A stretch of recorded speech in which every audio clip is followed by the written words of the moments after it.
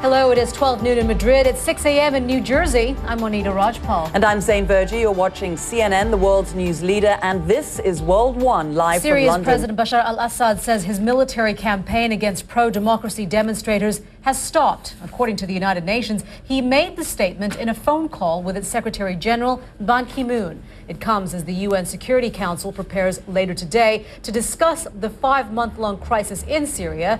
Well, CNN isn't allowed inside the country, so Arwa Damon is following events closely from neighboring Lebanon, and she joins us now from Beirut with more. And I guess the question, Arwa, is right now is how do we verify whether or not what Bashar al-Assad's claims of the military operation having stopped are actually true? Well, Monita, our best way of doing that, given our limited access, is by speaking with activists in the various areas that have been under... Turn now to Libya, where rebels say they're making big gains against Muammar Gaddafi's military. And NATO says the rebels are assuming control of vital routes to the capital, Tripoli, and to Gaddafi's seat of power. CNN's Sarah Seidner has more now on the situation in and around Zawiya. Rebels say they are still fighting it out in the important city of Zawiya. That city important because it is a lifeline to Tripoli, particularly a supply line for things such as fuel. The faithful are greeting Pope Benedict XVI as he arrived in Madrid just minutes ago. Joins us now with more on the Pope's visit to Madrid. And Al, let's talk first of all about the good stuff, the fact that there are those who do want to see the Pope.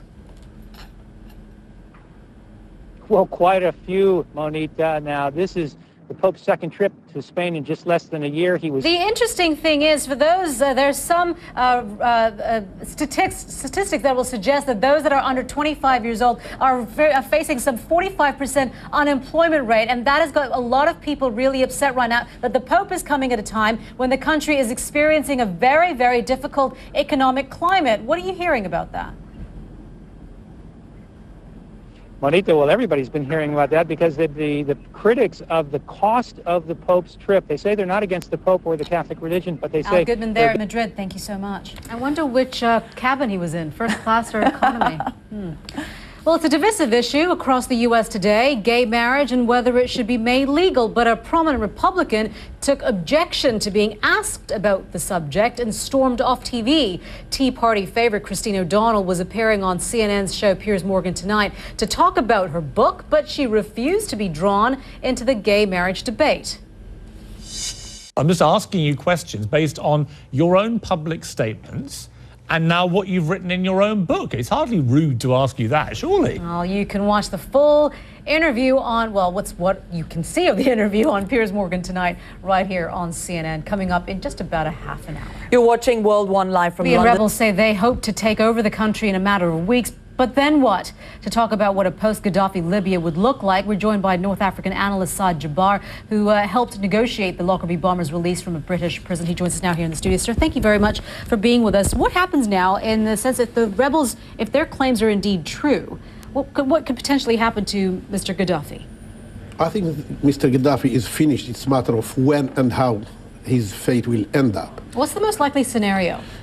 I think he might, one way or another, create good excuses. Like, you know what it sounds a lot like? It sounds a lot like Iraq, post-Saddam. And there was this talk about how within this transitional government there would be representation from all the different various factions and groups and religions. And yet to this day, it's still very difficult to have a constitution or a government that is actually one that is cohesive and is providing strong leadership for its people.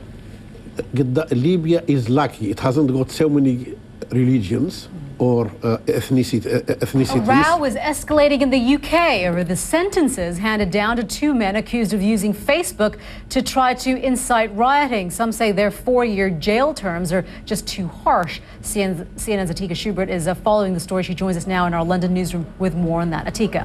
Well, this is what a lot of people are asking, whether or not 4 years in prison is too harsh. Atika, what kind of this zero tolerance policy, how it's going to translate out into various international events events that are taking place and will be taking place this summer here in London. Most notably, the one that's coming up, the famous Notting Hill Carnival, which thousands of people come to from around the world. That's right. We are, in fact, expecting an announcement today on what the plans are for the Notting Hill Carnival. It is an institution. People certainly want to see it happen. Take a look at sports now. The latest edition of Spain's, and staying in Spain, El Clásico had it all: excitement, drama, individual brilliance, and even some controversy. Oh yes, Pedro Pinto joins us now with that. Good to see you. What a game it was at the Camp Nou on Wednesday night. So many storylines. The most important one has to be what's happening in the world of sports this morning. Well, I guess if it was a relatively new relationship, maybe she was a little bit nervous. She hasn't done well since that relationship allegedly began. So just needs to relax, I think. Just a little bit. All right, Pedro, thank you very much. This is World One, live from London. We are approaching almost 7 a.m. in New York, 1 p.m. in Berlin, and 8 p.m. in Tokyo. Now, when someone says there is an app for that, they're probably not joking. There seems to be a smartphone application for pretty much everything these days: booking cabs, finding restaurants. Now, those are the obvious ones, but did you know there's an app for this? Sleeping at work. Yep, it's called iNap at work. Apparently, it generates random office sounds to cover you if you decide to take a power nap at your desk. Obviously, Zain and I won't be able to do that one for our jobs. Now, check this out. What about Annoy a Teen? It generates high-frequency sounds that most adults have lost the ability to hear, but teens can. The app may also annoy some adults who still have a teenager's hearing. I can say so many more things about that, but maybe I won't. Now, hold on. This one is simple. All you have to do is see how long you can hold the button for. That's it. That's all it does. You decide what you would or wouldn't pay for it. Now, I don't know about that, but now just so you know, CNN has an app as well. Now, for a look at what's trending on social media, at number 3, Christine O'Donnell. Remember her? The former U.S. Senate candidate is one of the top searches in the U.S. right now. O'Donnell has just released a book called Troublemaker. She also walked out on an interview with CNN's Piers Morgan while discussing the new publication. Troublemaker is about where O'Donnell comes from and what she went through during her campaign. And number 2, one of the most popular stories on CNN.com, a jihadist website is encouraging followers to kill comedian David Letterman. This, according to Site Intelligence Group. Although CNN cannot independently confirm the message, it's believed the writer of the post was upset about a joke Letterman made on his show about the killing of a top al-Qaeda leader in a drone strike. The FBI says it's looking into the threats.